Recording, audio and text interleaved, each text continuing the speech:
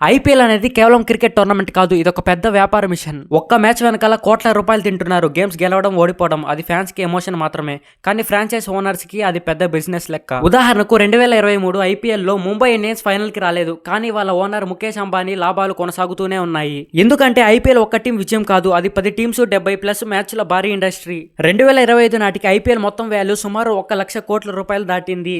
ఇది కేవలం క్రికెట్ కాదు, బ్రాండ్, మార్కెటింగ్, ఇన్వెస్ట్మెంట్ మిషన్. అయితే ఐపీఎల్ కి డబ్బులు ఎన్ని రకాలుగా ఎక్కడి నుంచి వస్తుందో తెలుసుకుందాం. ఇంకెందుకు ఆలస్యం, let's get started.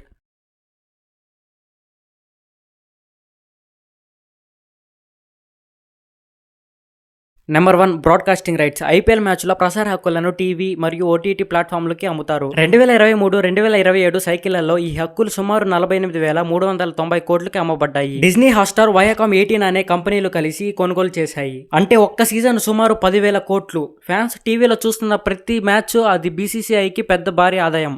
Number 2, sponsorships. Title sponsor, team జెర్సీలు, స్టేడియం బోర్డ్ అన్ని బ్రాండ్స్ తో నిండిపోయి ఉంటాయి. టాటా గ్రూప్ టైటిల్ స్పాన్సర్ గా సంవత్సరానికి వందలాది కోట్లు చెల్లిస్తోంది. టీమ్ స్థాయిలో కూడా స్పాన్సర్స్ ద్వారా పెద్ద మొత్తంలో ఆదాయం వస్తుంది. ఉదాహరణకు జెర్సీపై ఉన్న లోగోలు ప్రతి మ్యాచ్ లో మిలియన్ల మందికి కనిపిస్తుంది. Number 3, ticket sales. స్టేడియంలో ప్రతి ఫ్యాన్ ఒక టికెట్ కొనుగోలు చేస్తాడు. టికెట్ ధరలు 500 నుంచి 10,000 వరకు ఉంటాయి. ఫుల్ స్టేడియం ఉంటే ఒక్క మ్యాచ్ నుంచే కోట్లల్లో ఆదాయం వస్తుంది. సీజన్ మొత్తానికి ఇది వందలాది కోట్ల వరకు వెళ్ళొచ్చు. Number 4, merchandise. టీమ్ జెర్సీలు, ఫ్లాగ్స్, క్యాప్స్ ఫ్యాన్స్ బాగా కొంటారు. ఒక్క జెర్సీ 1,500 నుండి 3,000 వరకు ఉంటుంది. సీజన్ లో ఇది కూడా పెద్ద రెవెన్యూ స్ట్రీమ్ గా మారుతుంది. Number 5, central revenue share. Broadcasting and sponsorship ద్వారా వచ్చిన డబ్బులు బీసీసీఐ టీంతో షేర్ చేస్తుంది. అదే ఫ్రాంచైజ్ కు ప్రధాన ఆదాయం. ప్రైజ్ మనీ మాత్రమే కాదు, రెవెన్యూలో ఈ షేర్ చాలా ముఖ్యమైనది. ఇవన్నీ బీసీసీఐకి ఆదాయాలు, కానీ టీమ్ ఓనర్స్ కి లాభాలు ఎలా వస్తాయి? 2008లో ఫ్రాంచైజీలు సుమారు 3,300 కోట్లకు అమ్మబడ్డాయి, కానీ వాటి విలువ ఇప్పుడు లక్షల కోట్ల స్థాయికి చేరింది. ప్లేయర్స్ ఆప్షన్ కోసం ప్రతి సంవత్సరం టీమ్స్ వందల కోట్లు ఖర్చు చేస్తాయి. బ్రాండ్ వాల్యూ కూడా ఇందులో కీలక పాత్ర పోషిస్తుంది. ఉదాహరణకు ఆర్సీబీ లాంటి టీమ్స్ సోషల్ మీడియాలో కోట్ల ఫాలోవర్స్ కలిగి ఉన్నాయి. అది కూడా ఇండైరెక్ట్ ఆదాయమే. ఫ్యాన్స్ కి మాత్రం ఇది పెద్ద ఎమోషన్, కానీ ఓనర్స్ కి మాత్రం ప్రాఫిట్ మిషన్. ఇందులో రిస్కులు కూడా ఉన్నాయి. వర్షం, కోవిడ్ లాంటి పరిస్థితుల వల్ల కొన్ని డబ్బులు నష్టపోతాయి, కానీ ఐపీఎల్ గ్రోత్ మాత్రం అద్భుతం.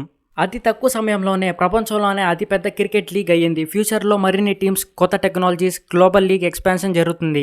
ఇంటర్నేషనల్ మ్యాచెస్ కన్నా కూడా ఐపీఎల్ మ్యాచెస్ కి రెవెన్యూతో పాటు క్రేజ్ కూడా చాలా ఎక్కువ. ఇది ఒక సాధారణమైన మ్యాచ్ కాదు, ఇది ఒక ఎంటర్టైన్మెంట్ ఇండస్ట్రీ. ఐపీఎల్ లో match plus entertainment, cricket plus business, players plus ads, ఇది మొత్తం ఒక మనీ ఎకో సిస్టమ్ లాంటిది. ఐపీఎల్ లో అసలు గెలిచేది ఎవరు? టీం కాదు, బిజినెస్. ఓడినా గెలిచినా డబ్బు మాత్రం వస్తూనే ఉంటుంది. అందుకే ఐపీఎల్ అనేది గేమ్ ఆఫ్ రన్స్ కాదు, గేమ్ ఆఫ్ మనీ అంటారు. అయితే మీలో ఎంతమంది ఈ విషయాన్ని ఇప్పుడే ఇప్పుడే తెలుసుకుంటే మాత్రం లైక్ చేయండి. అది ముందు చేసే వీడియోకి ఒక బూస్టింగ్ లాగా ఉంటుంది. అలా చూసి వెళ్ళిపోకుండా మీ ఫేవరెట్ టీం ఏదో కమెంట్ చేయండి. అలాగే సబ్స్క్రైబ్ చేసుకోవడం మాత్రం మర్చిపోకండి. అందరికన్నా ముందు నా వీడియో మీరే చూడాలనుకుంటే పక్కన్న బెల్ నోటిఫికేషన్ ఆల్లో పెట్టుకోండి. Signing off. జై హింద్.